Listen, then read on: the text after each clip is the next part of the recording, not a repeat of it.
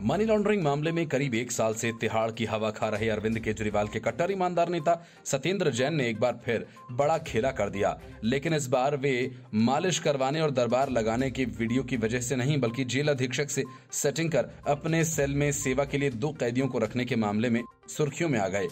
असल में सत्येंद्र जैन को मालिश की तलब लगती है, माना जा रहा है कि और इसी तलब को दूर करने के लिए उन्होंने जेल अधीक्षक से सेटिंग कर एक पत्र लिख डाला कि उन्हें अकेलापन महसूस होता है और उनके अकेलेपन को दूर करने का इंतजाम किया जाए।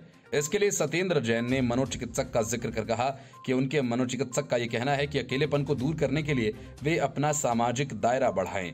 सत्येंद्र जैन के इस पत्र पर जेल अधीक्षक ने तुरंत 2 कैदियों को उनके सेल में भेज दिया।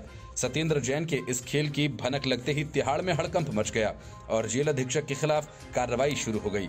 सत्येंद्र जैन ने अपने पत्र में जेल अधीक्षक से अपने साथ कम से कम 2 से 3 कैदियों को रखने के लिए चिट्ठी लिखी थी। उन्होंने अपने मनोचिकित्सक के सुझाव का हवाला देते हुए कहा कि वे सेल में अकेले होने की वजह से डिप्रेशन में रहने लगे हैं।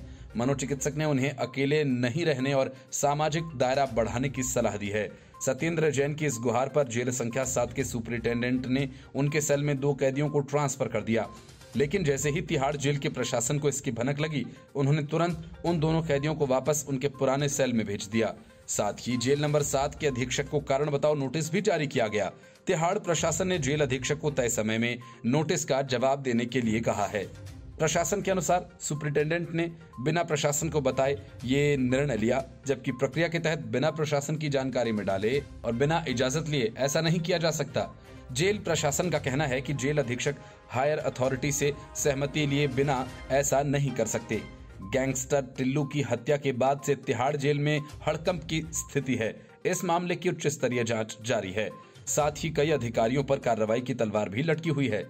इससे पहले कुछ सीसीटीवी फुटेज सामने आए थे, जिनमें सत्येंद्र जैन को कैदियों को अपने सेल में बुलाकर उनसे काम और मालिश कराते देखा गया था। उस मामले में केजरीवाल सरकार घिरी थी, क्योंकि दिल्ली सरकार के पास ही तिहाड़ जेल का प्रशासन दिल्ली सरकार के अधीन ही है। पोल खुलने के बाद शराब घोटाला में तिहाड़ जेल में ही बंद मनीष सिसोदिया ने कहा था कि सत्येंद्र जैन की मालिश नहीं कराई जा रही, उनकी फिजियोथेरेपी हो रही थी। इसकी भी जांच हुई तो पता चला कि सत्येंद्र जैन की मालिश करने वाला पॉक्सो एक्ट का कैदी था और उसे फिजियोथेरेपी करने का कोई अनुभव ही नहीं था।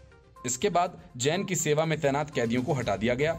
उसके कुछ दिनों बाद जैन ने अकेलेपन का बहाना बनाकर फिर से कैदियों को अपनी सेवा में बहाल करवाया, लेकिन इसकी भी पोल खुल गई। Bureau report, news of India.